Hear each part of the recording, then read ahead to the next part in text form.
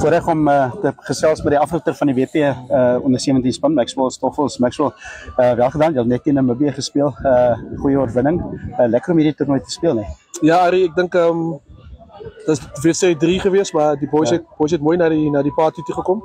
Ons het 1 of 2 beserings gehad vir die dag, maar die seuns het mooi dinge by mekaar gehou. Ja. En Namibië het 'n excellent setup daar. Ek dink obviously met hulle wat getravel het, alles speel 'n rol, so hopelik het hulle môre 'n beter dag. Ja, absoluut. Hulle het gelyk opgespeel teen die Pumas ook, so dit was 'n naby wedstryd daai gewees. Julle het goed begin.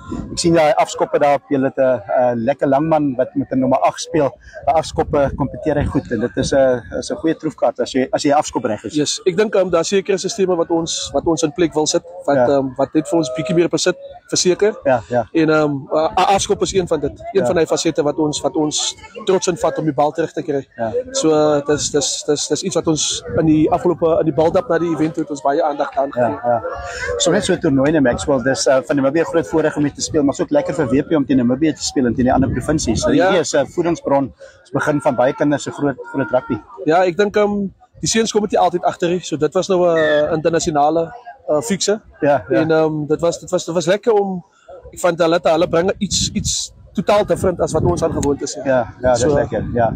So net een van die programme wat ons op ons Kaap vol hoop, maar hoop ook, en ek weet jy stap 'n sterk geestelike pad ook, en lekker om die kinders hoop te gee, maar dis ook 'n belangrike rol wat die afrigters speel en die mense rondom die kinders. Ja. Dis nie net rugby nie, dis menswees ook nie. Ja, ek dink ietsie wat ons trots in vat. Ek dink ons het die dag begin met 'n gebed.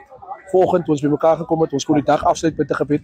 En ons sê vir die Here, dankie vir die voorreg wat die seuns het om hulle talente en gawes uit te leef, want ons weet waarvan dit ons krag kom. Ja.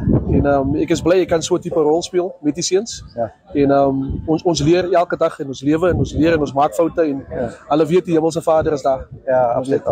Dankie vir jou tyd en dankie vir 'n lekker wedstryd met WP en sterkte vir môre met al die groot semis en hopelik 'n final en 'n wen. Ons vertrou. Dankie.